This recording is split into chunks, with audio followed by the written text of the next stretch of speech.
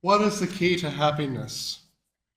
Despite what the Village People sang in the 1970s, it is not Key West. It seems like happiness would be something that humans would know a great deal about. Human beings like us have been around for hundreds of thousands of years and are only now beginning to understand happiness. What makes a person happy is the major point for a developing area of mental health called positive psychology. It seeks to help people lead a satisfying life by focusing on happiness and meaning. It is surprising that the study of happiness has only recently been undertaken by scientists, because little else seems so significant for human existence beyond the necessary things. Even our Declaration of Independence from Great Britain stated the inalienable rights included life, liberty, and the pursuit of happiness. Note, the pursuit of happiness implies that one might seek it out, but not find it. Perhaps the authors of the American Independence thought that happiness was an ephemeral state, one that passes quickly. No society can ensure, though, that all of its members would be happy, but they were free to make an attempt to be happy with the support of the state. Along the way in researching happiness, I discovered that happiness is not elusive for human beings. Yes, one needs the basics of food, clothing, shelter, and safety.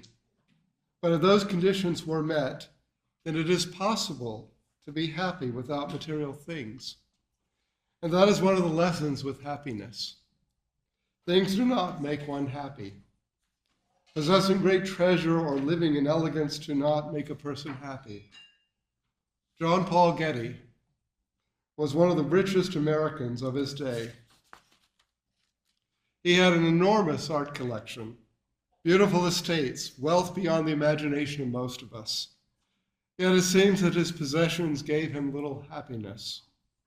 Some of the things that make people happy are spiritual and ethical and have little to do with possessions or material things at all. One of them is religion. We might think our religion, Unitarian Universalism, makes us happy. And I think it does for many of us. But scientific research on happiness finds that belonging to any spiritual community increases one's overall happiness. A person's specific religious beliefs or denomination does not seem to matter as much as the fact that she or he believes in something.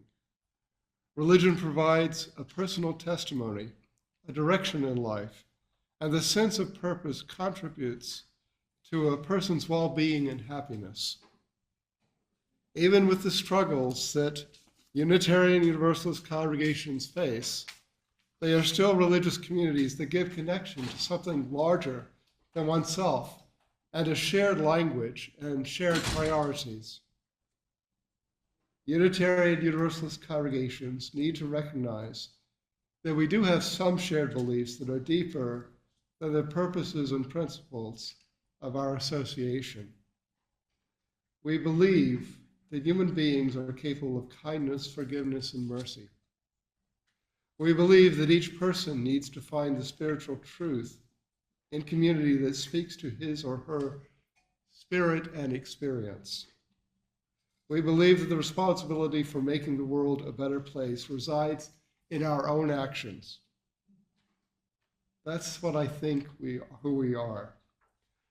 Like all Unitarian Universalist statements, you may agree or disagree according to your experience.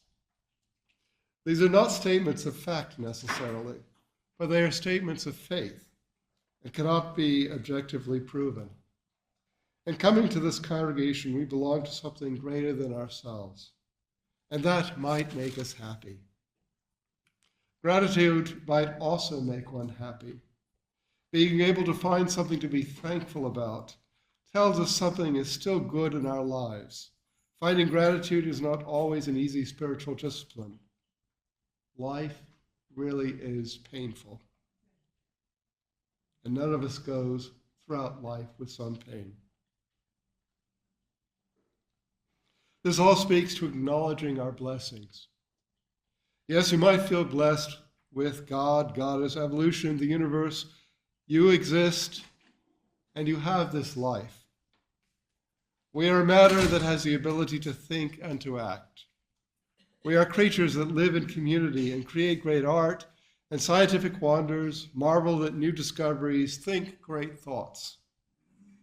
For all this, though, we are as common as dirt.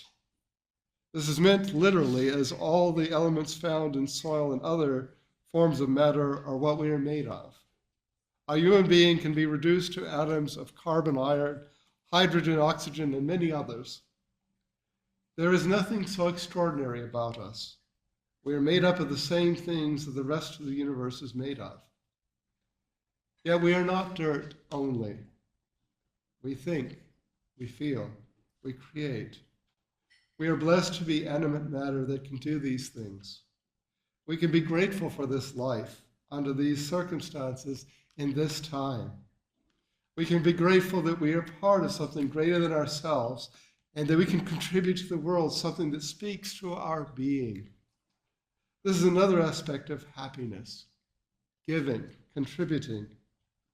Research consistently shows that those who give of their life and their passion and their treasure are happier than those who do not.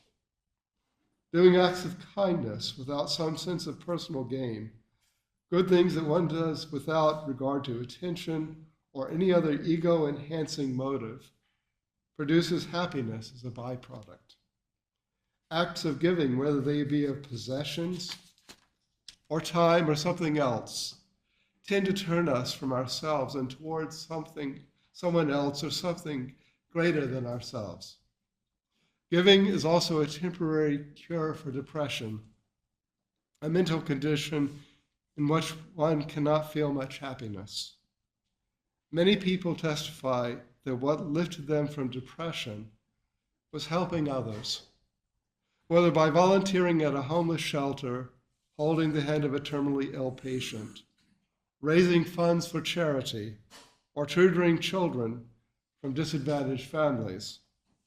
All forms of giving take us out of ourselves and set us back on the path to normalcy and happiness. Martin Seligman, a founder of positive psychology, writes, "We scientists have found that doing a kindness produces the single most reliable momentary increase in well-being of any exercises we have tested." This has happened many times in my life. For example, when I served a congregation in New England many years ago, I experienced a short spell of gloom. It was late, it was early spring in New England, which is like winter just about everywhere else, except it's muddy and sloppy and the snow is slushy. And the sky is usually gray.